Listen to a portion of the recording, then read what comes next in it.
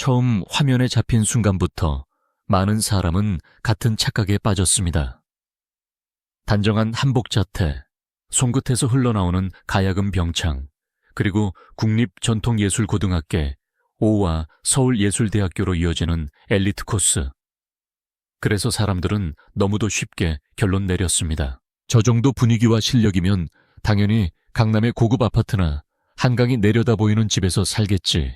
어쩌면 30억 원대집, 아니면 재벌가 자녀처럼 여유로운 삶을 살고 있을 거라고 말입니다. 하지만 이 이야기의 시작은 바로 그 착각이 무너지는 지점에서 시작됩니다. 홍성윤을 둘러싸고 퍼진 소문은 화려했습니다. 강남 펜트하우스에 산다, 집안이 엄청나다, 남다른 배경이 있으니 저런 품격이 나온다. 자극적인 제목과 그럴듯한 말들이 붙으면서 사람들은 그 이미지를 사실처럼 믿기 시작했습니다.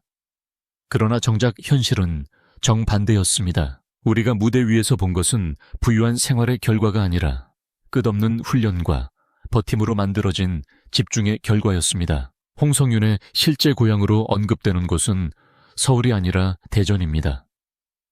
그리고 고등학교 시절부터 상경해 기숙사와 하숙을 전전했고 대학생이 된 뒤에는 경기도 안산 근처에서 생활한 흔적이 이어집니다. 강남도 아니었고 청담동도 아니었습니다. 대중이 상상하던 화려한 배경과 그녀가 실제로 버틴 공간 사이에는 너무 큰 간격이 있었습니다. 바로 그 간격이 이 이야기를 더 강하게 만듭니다. 겉모습은 30억 원처럼 보이는데 현실은 전혀 다른 좌표를 가리키고 있었기 때문입니다. 그리고 마침내 가장 충격적인 진실이 등장합니다. 30억 원대 집이 아니라 보증금 200만 원 월세, 약 30만 원 수준의 작은 원룸. 겨우 5평 남짓한 공간.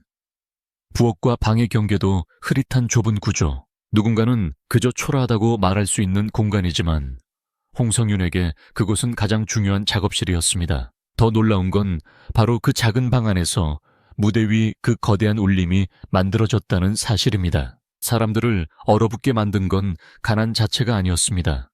이미지와 현실의 격차가 너무 컸다는 점이었습니다. 모두가 비싼 집을 상상할 때 그녀는 가장 작은 공간에서 가장 큰 감동을 준비하고 있었던 것입니다. 여기서 이야기는 더 깊어집니다.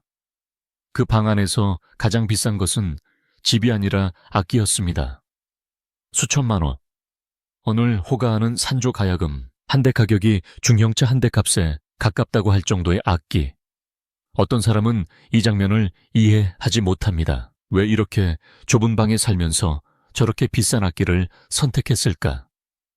하지만 바로 그 선택이 홍성윤의 인생을 설명합니다. 그녀는 집의 넓이에 투자한 것이 아니라 자신의 소리에 투자했습니다. 부동산이 아니라 실력의 인테리어가 아니라 미래의 무대에 자원을 몰아넣은 것입니다. 눈에 보이는 생활 수준보다 눈에 보이지 않는 성장 가능성을 더 크게 본 선택. 그래서 그녀의 방은 작아도 그 안에 담긴 미래의 크기는 결코 작지 않았습니다. 이 대목에서 부모의 이야기를 빼놓을 수 없습니다. 홍성윤이 처음 가야금을 배울 때 그 악기 가격은 가정 형편으로 쉽게 감당하기 어려운 수준이었다고 전해집니다. 그런데도 아버지는 딸의 꿈을 포기시키지 않았습니다. 자신의 자동차를 팔고 이후 30만 킬로미터가 넘는 거리를 운전하며 대회장과 연습실 공연장으로 딸을 데려다 줬다고 합니다. 고속도로에서도 지방의 좁은 길에서도 비 오는 밤길에서도 운전대를 놓지 않았습니다. 어머니 역시 묵묵히 뒤를 지켰습니다. 연습에 지쳐 손가락이 찢어질 때마다 손에 테이프를 감아주고 다시 버틸 수 있게 곁을 지켰습니다. 말보다 행동으로, 설명보다 희생으로 딸의 가능성에 투자한 것입니다. 그래서 홍성윤의 이야기는 단순한 가난 서사가 아닙니다. 이건 오히려 무엇을 가장 먼저 선택할 것인가에 대한 아주 선명한 기록입니다. 넓은 집보다 비싼 악기, 편한 생활보다 깊은 훈련, 당장의 안락함보다 오래 남을 실력. 그녀는 가장 작은 방 안에서 가장 비싼 꿈을 키웠습니다. 그리고 그 꿈은 무대 위에서 사람들을 놀라게 만들었습니다. 모두가 배경을 먼저 상상했지만 진짜 배경은 집안 재력이나 화려한 주소가 아니라 수천 번의 훈련과 수만 시간의 연습이었습니다. 생각해보면 많은 사람은 여전히 좋은 집이 좋은 삶을 만든다고 믿습니다. 넓은 평수 좋은 위치, 최신 가전, 반듯한 인테리어. 물론 그런 조건은 편안함을 줍니다. 하지만 예술가에게는 다른 종류의 공간이 존재합니다. 불편하지만 집중하게 만드는 공간. 좁지만 잡음을 줄여주는 공간. 외부의 화려함 대신 자신의 소리만 끝없이 밀어올리게 만드는 공간입니다.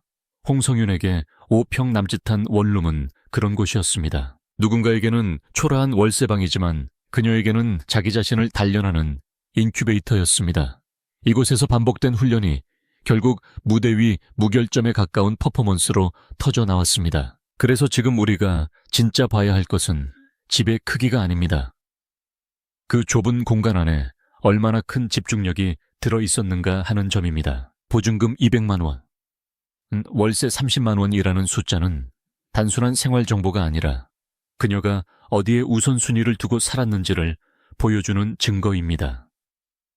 그녀는 공간의 크기로 자신을 증명하지 않았습니다. 대신 한복 한 벌에 담긴 긴장감, 가야금 한 줄에서 터지는 울림, 그리고 무대 위에서 단 한 번의 관객을 끌어당기는 존재감으로 자신을 증명했습니다.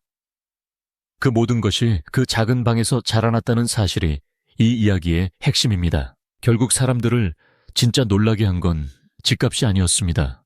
30억 원대 이미지와 30만 원 월세방의 간격도 물론 충격적입니다. 하지만 그보다 더 큰 충격은 그렇게 좁고 불편한 공간에서 30억 원보다 더 큰 감동을 만들어낸 사람이 있었다는 사실입니다.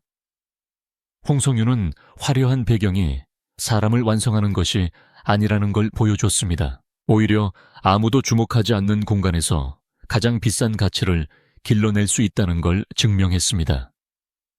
그래서 그녀의 방은 가난의 상징으로 끝나지 않습니다. 그 방은 예술이 태어나는 용광로였고 가능성이 압축돼 폭발 직전까지 밀려 올라간 장소였습니다. 이제 시선은 다시 우리에게 돌아옵니다.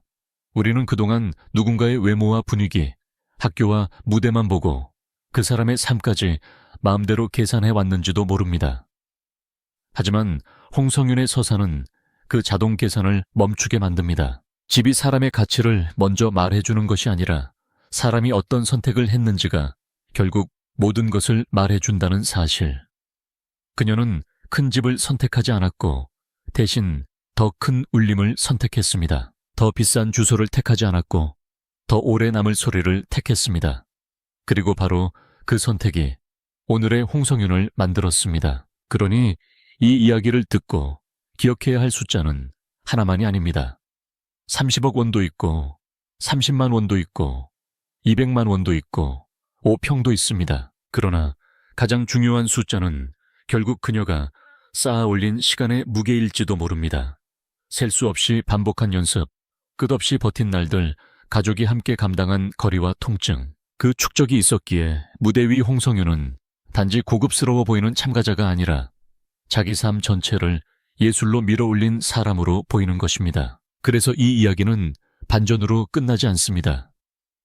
오히려 여기서부터 진짜 존경이 시작됩니다. 많은 사람은 이런 장면 앞에서 처음으로 묻게 됩니다.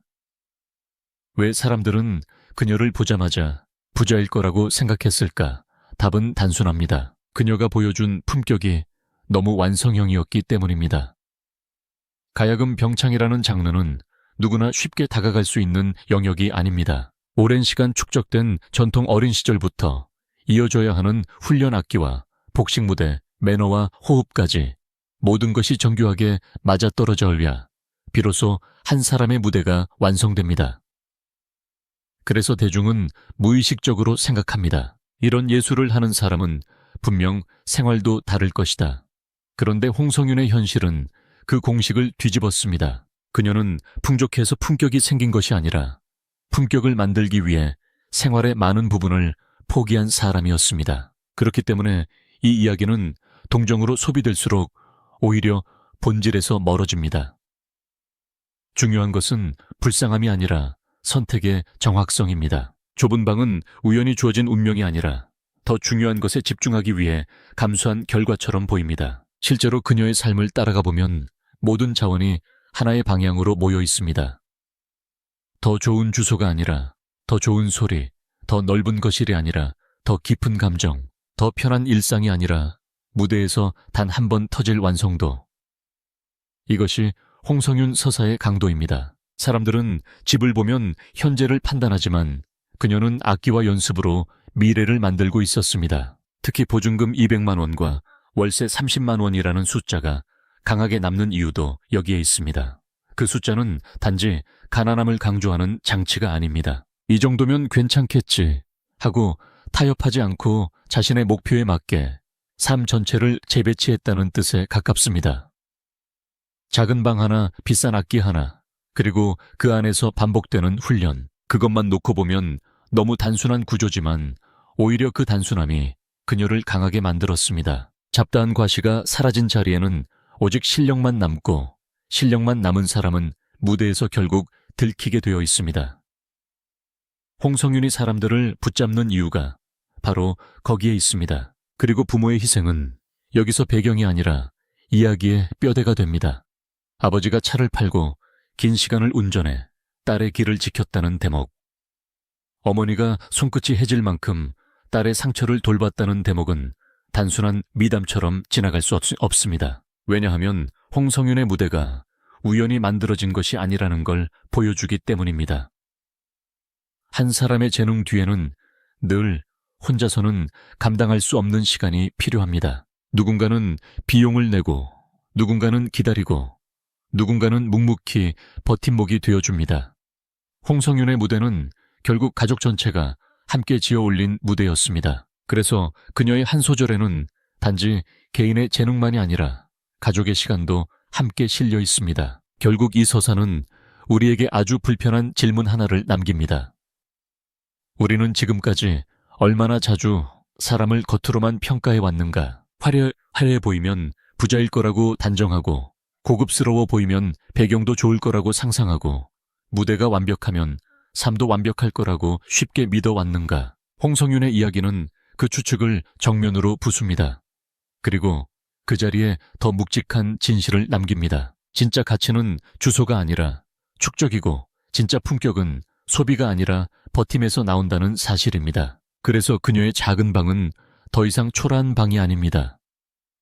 그곳은 한 사람의 미래가 가장 뜨겁게 달아오른 장소였습니다.